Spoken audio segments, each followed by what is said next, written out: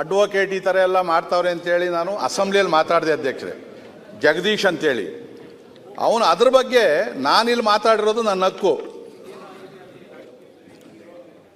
ಅದಾದಮೇಲೆ ನೆಕ್ಸ್ಟ್ ಹೇಳ್ತಾನೆ, ಅಸೆಂಬ್ಲಿಯಲ್ಲಿ ಒಬ್ಬ ಅಯೋಗ್ಯ ಮಾತಾಡೋನೆ, ನಾನು ಮುಖ್ಯಮಂತ್ರಿ ಆಗೋದಕ್ಕೆ ಏನೇನು ಬೇಕೋ ಅಲ್ಲೆಲ್ಲ ಮಾಡಿ ನನ್ನ ಹೆಸರು ಅಲ್ಲೆಲ್ಲ ಓಡ್ತು, ಮುಂದೆ ಮುಖ್ಯಮಂತ್ರಿ ಆಗಿ ಬರೋದಕ್ಕೆ ಅವ್ನು ಮಾತಾಡೋನೆ ಅಂತೇಳಿ ಒಂದು ಮಾತಾಡೋನೆ.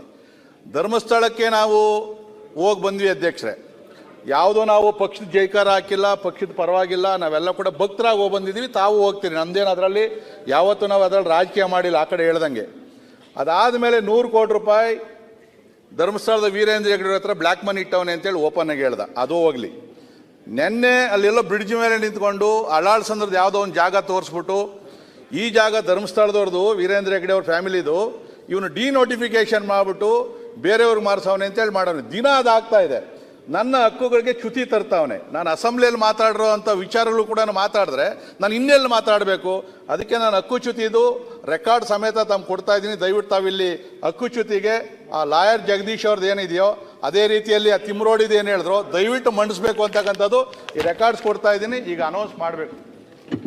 ನಮ್ಮ ವಿಜಯವಾಹಿನಿ ನ್ಯೂಸ್ ಚಾನೆಲ್ನಲ್ಲಿ ಪ್ರಮೋಷನ್, ಜಾಹೀರಾತು, ಅಡ್ವರ್ಟೈಸ್ಮೆಂಟ್ ನೀಡಲು ಸಂಪರ್ಕಿಸಿ 9535808456.